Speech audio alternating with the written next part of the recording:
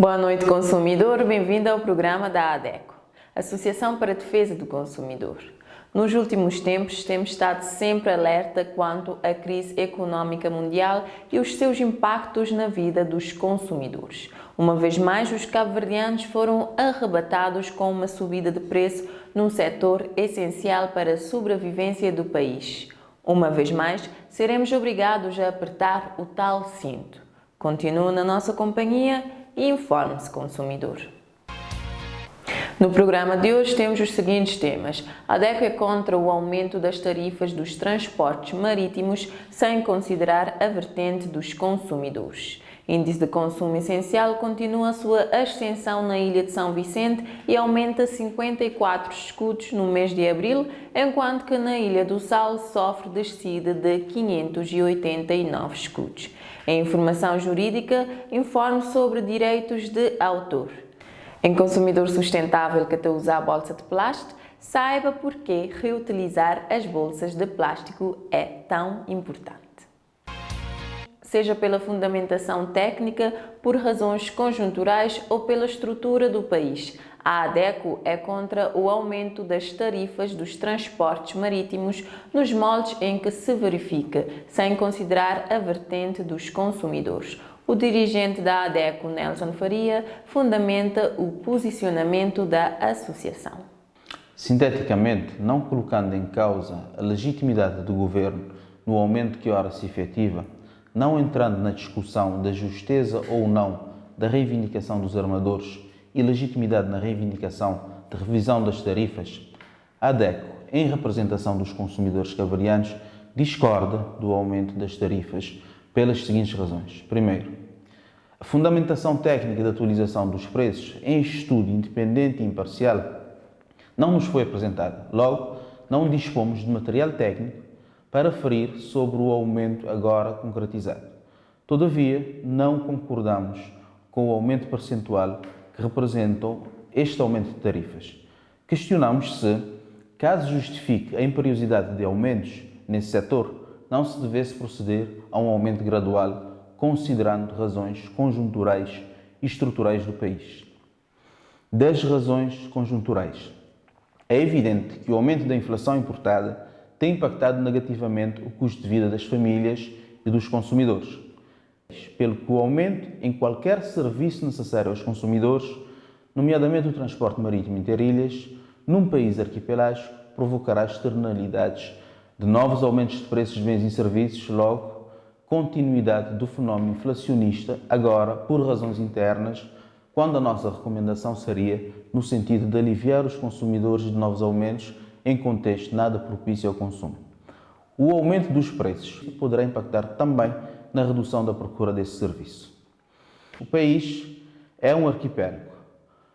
Logo, a sua geografia, a realidade socioeconómica, a necessidade de ligação interilhas para o fomento da cabo-verdianidade, o facto e a disponibilidade do custo dos transportes aéreos não ser de todo acessível a todos os consumidores, o aumento de preço pode impactar no intercâmbio entre cabo-verdianos, contribuindo para o aumento das desigualdades e isolamento de partes do país, particularmente as regiões consideradas ultraperiféricas. Um outro ponto, que é a questão da diferenciação de preços entre residentes e não residentes. Não discordamos de absoluto da diferenciação desses preços, portanto, nós pretendemos que esse preço também fosse merecedor de um estudo que nos possibilitasse um posicionamento mais concreto sobre este ponto. Contudo, achamos que não deve ser matéria de fragmentação, de divisão de cabo-verdianos e nem discriminação de cabo-verdianos não residentes, tendo em conta que eles também poderão ser abarcados por um aumento exponencial do preço nos bilhetes. Um outro ponto muito relevante que é a questão da qualidade de serviço. Até a data tem sido recorrente reclamações públicas sobre a qualidade dos serviços, transporte interilhas, tendo em conta que o déficit da qualidade de serviço reclamada é evidente. Se a isto adicionarmos o aumento de preços, naturalmente os consumidores sentir-se-ão duplamente prejudicados. Portanto, consideramos que o aumento dos preços deveria-se pressupor previamente melhoria da qualidade de serviço e não ser justificado o aumento para a melhoria da qualidade de serviço. Mesmo com o aumento dos preços, apesar dos anúncios, não vislumbramos no imediato a melhoria dessa qualidade de serviço. Portanto, repetimos, a ADECO é contra o aumento do preço das tarifas nos moldes em que se verifica, sem considerar a vertente dos consumidores. E passamos a anunciar a atualização dos dados do Índice de Consumo Essencial, que continua a sua extensão na ilha de São Vicente e aumentou 54 escudos no mês de abril, enquanto que na Ilha do Sal sofreu uma descida de 589 escudos. O cabaz dos bens de consumo mínimo essencial para um adulto saudável continua a sua ascensão na Ilha de São Vicente e no mês de abril o ICE aumentou 54 escudos, passando de 20.930 escudos para 20.984 escudos, sendo o ICE alimentar agora no valor de 13.043 escudos, apresentando um déficit no salário mínimo do setor público de menos 23,7% e um déficit do salário mínimo do setor privado de menos 33,3%. Já na Ilha do Sal, para esta segunda atualização, houve uma descida no valor do ICE de 589 escudos, passando dos 29.871 escudos em março para 29.282 escudos em abril. Calculou-se um índice de consumo essencial alimentar no sal no valor de 15.917 escudos. O déficit do salário mínimo do setor público no sal desceu para menos 45,4% e o déficit do salário mínimo do setor privado para menos 52,2%. Como vê, não há uma estabilização dos preços dos alimentos, por isso a ADECO recomenda aos consumidores para fazerem cada vez mais uma gestão eficiente das suas finanças. Relembramos que o Índice de Consumo Essencial é uma ferramenta desenvolvida pela ADECO para explicar de forma simples o impacto do custo de um agregado de bens e serviços essenciais na vida dos consumidores. Em abril celebra-se o Dia Mundial do Livro, dos Direitos do Autor e da Propriedade Intelectual. Vamos informar-nos sobre o que diz a lei cabo-verdiana sobre os direitos de autor em informação jurídica.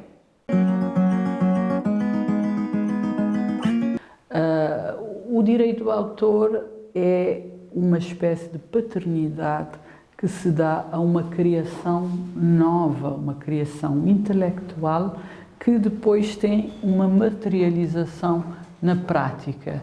E vou dar um exemplo. É um quadro que um pintor pinta, não fica só na cabeça do pintor. Pinta o quadro e aquele quadro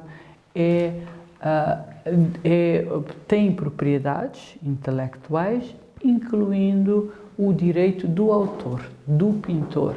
Aquele que escreve um livro, o escritor tem direitos autorais de autor sobre o livro, dá direitos ao seu autor, a quem o criou, esta coisa nova, inovadora.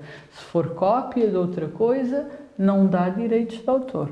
Mas se é novo, algo original que nós fizemos, às vezes algo até que já existia, mas que nós damos agora uma perspectiva original, estudando os nossos direitos de autor. E como são protegidos e que o que nos interessa enquanto consumidor saber desses direitos de autor. Portanto, eu se sou um escritor, um músico que escreveu a letra, criou a harmonia, compôs uma música, tem direitos autorais sobre esta música. Isto é muito importante para nós cabo-verdianos, havendo esta economia criativa, esta economia de artistas que existem por todo o lado, que tenham alguma proteção dos seus direitos. Proteção, que tipo de proteção é essa? Podem receber direitos autorais cada vez que uma música composta ou escrita por este autor é tocada, este autor pode receber uma remuneração pela divulgação da música.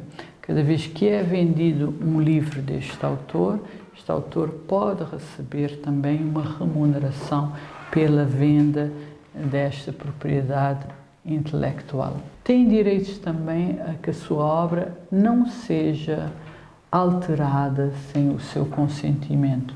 têm o direito a vender estes direitos autorais a terceiros, a dizer, vendo a um terceiro que agora pode fazer desta obra o que bem entender, pode a vender, pode arrendar, portanto, diversos direitos conexos ao direito de autor. Os direitos autoriais sobrevivem ao autor, portanto, duram durante toda a vida do autor e mais 50 anos após a sua morte, permitindo também que os herdeiros possam gozar deste legado financeiramente, entre outros.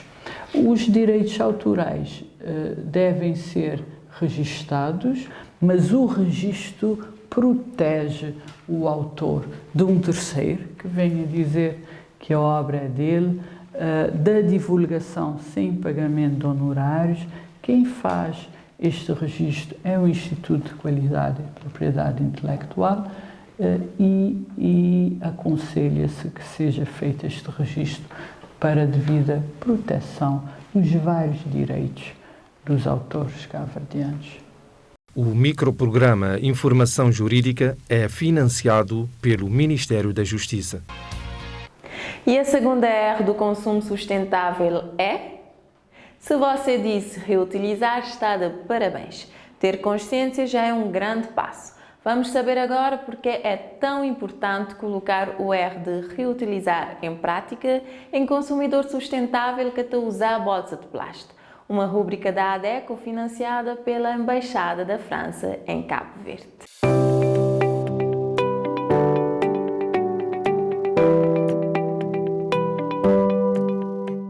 Estamos de volta com a nossa rúbrica Consumidor Sustentável que usa a bolsa de plástico. Dando continuidade aos erros do consumo sustentável, hoje vamos falar sobre o R reutilizar e entender porque colocá-lo em prática é tão importante. A nível mundial é produzido todos os anos cerca de 300 milhões de toneladas de resíduos de plástico e essa quantidade é equivalente ao peso de toda a população humana. Infelizmente, o destino final destes resíduos produzidos é no meio ambiente, seja em aterros sanitários, nos oceanos ou como microplásticos que contaminam os alimentos, a água e até o ar. Já que nada é deitado fora do planeta, tudo fica aqui conosco. Com base nesse cenário, incluir medidas no dia-a-dia e que pode reduzir o impacto da poluição pelo plástico no ambiente causado por nós, humanos, é urgente.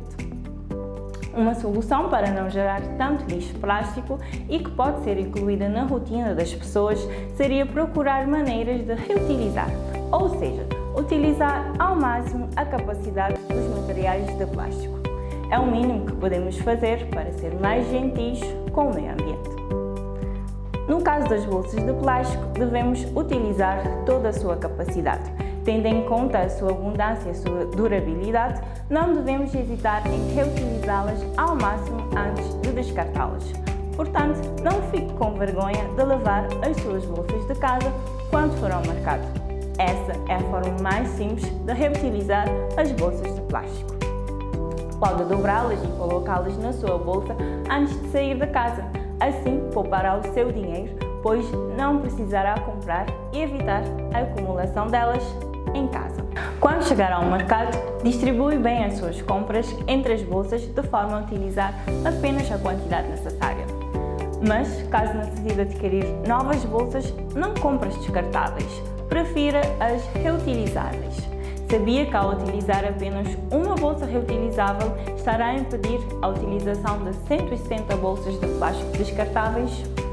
Para além disso, ao recusar o uso dos descartáveis, pode contribuir para a diminuição da extração de recursos naturais necessários para a produção do plástico e também diminui a quantidade de materiais poluentes lançados na natureza.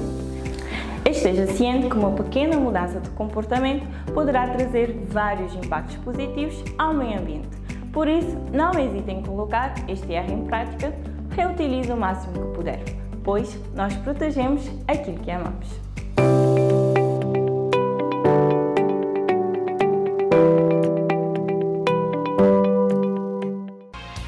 Estamos na reta final do programa, mas a luta para a defesa dos consumidores continua. e nos momentos da crise torna-se mais necessária. Você também pode ser parte ativa nesta causa, reclamando, voluntariando-se, empoderando os consumidores ou associando-se, porque juntos somos mais fortes. A ADECO, como sempre, está disponível para dúvidas ou reclamações através dos nossos contatos em rodapé. Siga-nos em Facebook, Twitter, YouTube, leia a nossa coluna no jornal impresso Terra Nova ou escuta-nos nas 13 rádios parceiras. Voltamos na próxima semana, à mesma hora, em defesa do consumidor.